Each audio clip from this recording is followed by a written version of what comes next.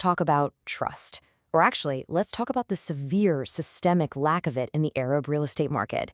If you're analyzing emerging markets, you really need to understand the profound anxiety of buying property in the MENA region. I mean, picture this. You're making the absolute largest financial transaction of your entire life, and you're doing it by handing over your life savings, sometimes literally in a bag of cash, to someone you barely even know. There's no central guarantee, no safety net. It's incredibly stressful. But today, in this explainer, we're unpacking a fascinating structural solution called Kemedar Escrow. This system is designed to turn a massive regional trust deficit into a highly secure, completely digital trust layer. Let's get right into it.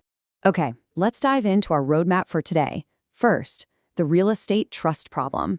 Second, the digital trust layer. Third, the 5-step deal flow. Fourth, AI dispute resolution. And finally, the new financial infrastructure. So we have to ask the big question. How exactly do you buy a house when you simply cannot trust the seller?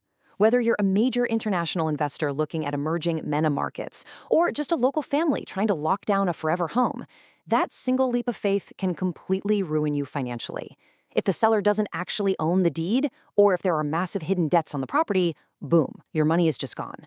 That raw anxiety and those incredibly high stakes are exactly what we're dissecting today. To truly grasp the solution, we have to look at the harsh realities on the ground, because it creates this terrible domino effect. The MENA real estate market is heavily reliant on cash deals, and cash means absolutely no paper trail. Because there's no paper trail, severe fraud and fake sellers just thrive. And because fake sellers thrive, there's a complete trust breakdown between parties before a deal even gets off the ground. And it gets worse, right? There is literally no safe, neutral place to hold an earnest deposit while the legal paperwork is being finalized. If a dispute happens, good luck. It's incredibly difficult and drawn out, mostly because there are zero reliable enforcement mechanisms. Honestly, it's basically the Wild West.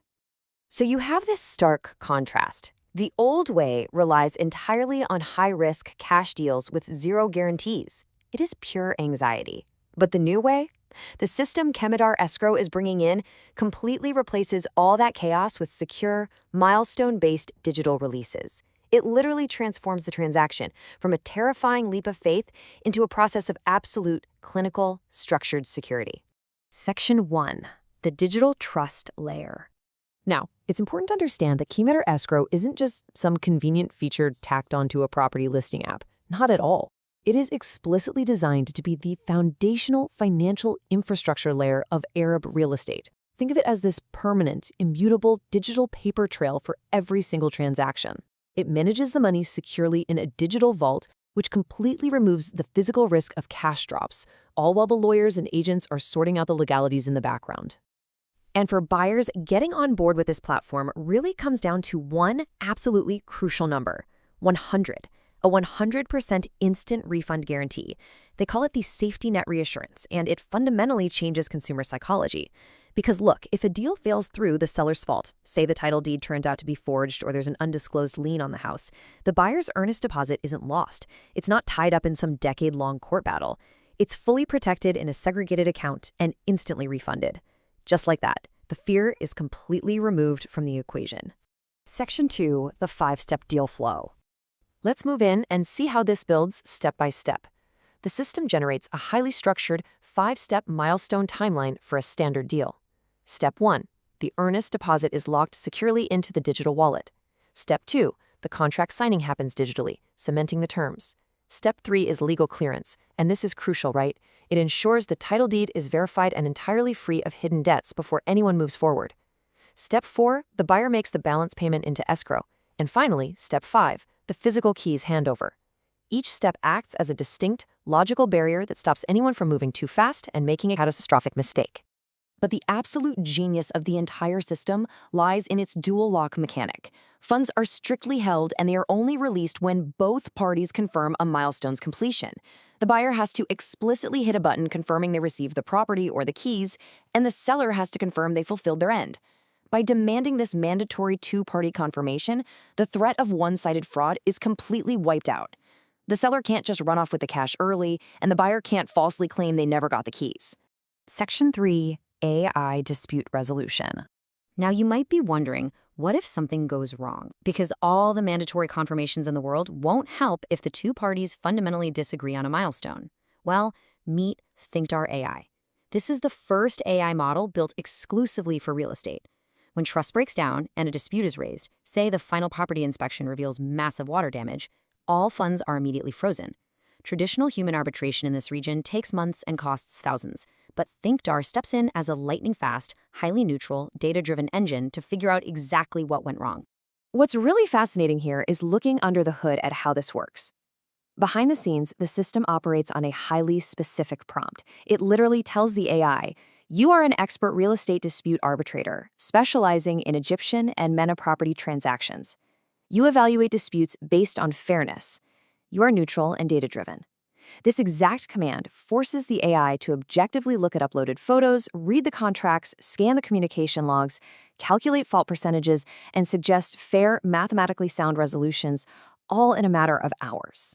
But ThinkDAR AI is really just the first net in what they call the dispute resolution ladder. It's this brilliant multi-tiered safety net. Let's break down the journey of a failing deal. Level 1 is that ultra-fast AI evaluation we just talked about. Takes 2 to 4 hours, but it requires a high 70% confidence threshold to rule. If the AI isn't confident enough, or if the case is super complex, it escalates to level 2, human mediation by a local franchise owner, taking up to 7 days. If they still can't agree, it goes to level 3, an internal admin review. It's only for severe, malicious fraud that it ever hits level 4, which is actual legal escalation. This ladder is designed to keep 99% of disputes out of the slow, painful traditional court system. Section 4, the new financial infrastructure. To operate at this massive macro scale, you need absolute, uncompromising verification. And that brings us to 24 to 48 hours. That's the standard processing time for KYC, or Know Your Customer verification. To keep the whole ecosystem safe from bad actors, the platform uses ascending security tiers. Basic KYC is fine for small, preliminary amounts. But if you're moving up to enhanced KYC, handling massive transactions up to 5 million Egyptian pounds, you need rigorous proof of address and a strict declaration of where those funds came from. This guarantees the digital layer remains highly compliant and totally fortified against money laundering. And this brilliantly illustrates how the business model actually makes the whole ecosystem sustainable. Both the buyer and the seller pay a highly competitive 0.75% fee. But the magic words here are on completion. Fees are strictly collected only when a deal successfully closes. The same rule applies to the agent and the franchise owner commissions. If a deal gets canceled, disputed, or just falls through for whatever reason, nobody pays a platform fee. The platform's incentives are 100% aligned with the actual success and safety of its users. When you combine those transaction fees, the platform itself generates about a 1.5% to 2.5% revenue stream on the total value of all completed real estate deals. And honestly, this single data point proves we're looking at a true infrastructural moat. By taking a percentage of the actual economy, rather than just charging for digital ad space or premium listings, Kemedar is positioning itself to become as fundamental to MENA real estate as Visa or MasterCard are to retail shopping. They aren't just an app. They are building the definitive payment rails for property. But, a purely digital infrastructure still needs a bridge to the physical world, right?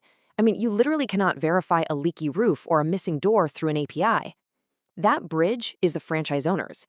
These local partners provide the crucial boots-on-the-ground human element. They act as trusted local guardians. They go out and conduct physical property inspections, verify the completion of milestones in person, and they step in as human dispute mediators when necessary. They completely complement the digital AI with local accountability. And for doing all that, they earn a direct commission on the local transactions they oversee. Section 5, looking ahead. So, just to briefly recap what we've explored today, the Kemedar Escrow ecosystem definitively replaces the chaotic, anxiety-inducing cash deal with a highly secure, predictable, and legally clean digital infrastructure. Which leaves us with a final, really provocative question to think about. As comprehensive digital trust layers, instant escrow wallets, and lightning-fast AI arbitrators become the absolute norm for property deals in emerging markets, is traditional real estate banking becoming obsolete? Because when a specialized app can hold the funds, verify the identity, and mediate the dispute infinitely faster and fairer than a legacy bank, the disruption is undeniable. It's a massive shift in how we view trust and transactions. Thanks so much for joining me for this explainer, and as always, keep learning.